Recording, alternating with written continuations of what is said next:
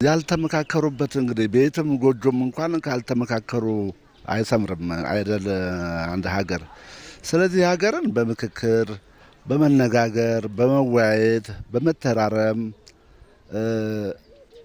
እንዲሁም ያሉንን ውስጣዊ ችግሮችን በግልጽ በማውጣት ቀጣይ ወደ አገር ግንባታ የሀገርን አንድነት የሀገርን ግንባታ በኢኮኖሚ በትምህርት በታሪክ ኢትዮጵያ የነበራትን ጠንካራና ግዙፍ እንዲሁም አስፈሪ የሆነውን የመከላከያ ኃይሏን ገንብታ ዛሬ አሁን ባለፈው የመከላከያ ስፖርት ክትኖችን አይቼ ነበር እና በጣም ነው ደስ ያለኝ አንዳንድ ሪቶችን ሳይ።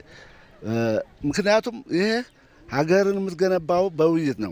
ሀገራዊ ምክክሩ እንዲሰብሰብ ብሎ መደረጉ ትልቁ ጠቀሜታ ምንድነው? ችግሮቻችንን በጠረጴዛ ዙሪያ ተወያይተን ሀሳቦቻችንን በግልጽ ተነጋግረን መፍትሄ ላይ ለመድረስና የውሳኔ አቅጣጫዎችን ለመያዝ አመቺ ሁኔታ ይፈጥራል ብዬ አስባለሁ። እንዳንድ ወጣት ባለመነጋገራችን እያየነው ያለ የእርስ በርስ ጦርነት ነው እያደረግነው ያለ። ይሄ ደግሞ ከሌሎች ሀገር ጋር ተርታ እንዳናድግ ትልቅ ችግርና ማነቆ ነው። መነጋገራችን ግን ትልቅ ጠቀሜታና ለሀገራችንም ከሌሎች ካደጉ ሀገሮች ተርታ እንድትሰለፍ የሚጠቅም እና እድገት ሀገራችንም እድገት እንዲኖራት የሚያሳይ ነገር ነው ያላትኝ። ሁሉም ሰው መመካከርና የጋራ ችግራችን በጋራ እንፍታ የሚል ሀሳብ ነው ያለው። እስካሁን ድረስ አንድ የፖለቲካ ኪሳራ ነው ያጋጠመው በትጥቅ ትግል፣ ሁለት ኢኮኖሚ መጎሳቆል ነው፣ ሶስት የሰው ኃይል ነው የሚባለው የትጥቅ ትግል። ስለዚህ ብዙ ችግሮች ያሉበት ነው።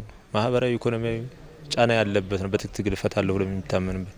ስለዚህ ትጥቅ ትግል አሁን ሳይሆን አሁን ቁጭ ብሎ በመነጋገር በመወያየት ነው ችግሮችን መፍታት ያለብን።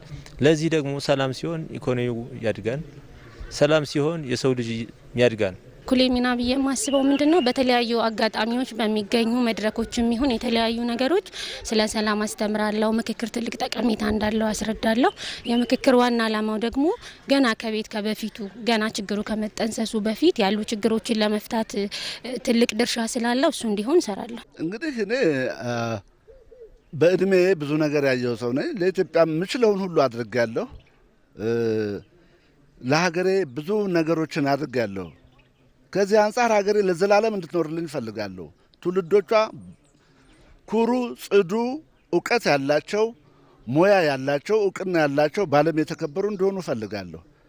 ይህን እውን ለማድረግ ደግሞ ሀገሪቱ በፍቅርና በአንድነት በእርቅ እንዲሁም በመተባበርና በመግባባት እንድትኖርና ዓለም አቀፋዊ እውቅና የበለጠ ገኖ ልክ በአድዋ ጦርነት እንዳሳየ ነው፣ በካራማራ ሶማሌን ድባቅ እንደመታ ነው፣ ሌሎችንም ድሎች እንደተቀናጀ ነው ሁሉ ዛሬም ደግሞ ልጆቿ እርስ በርሳችን ታርቀን ተስማምተን ተግባብተን እንድትኖር የምችለውን ሁሉ አደርጋለሁ። በአባትነት እመክራለሁ። ልክ እንዳሁኑ እኔም እንዳንድ ኢትዮጵያውያን እንዳንድ ዜጋ አገራዊ ምክክሩ የተሳካ እንዲሆን ከቤተሰቦች በመጀመር ሁሉም በምክክር እንዲያምኑና ወደ ምክክር እንዲመጡ የማድረግ ኃላፊነት አለብኝ።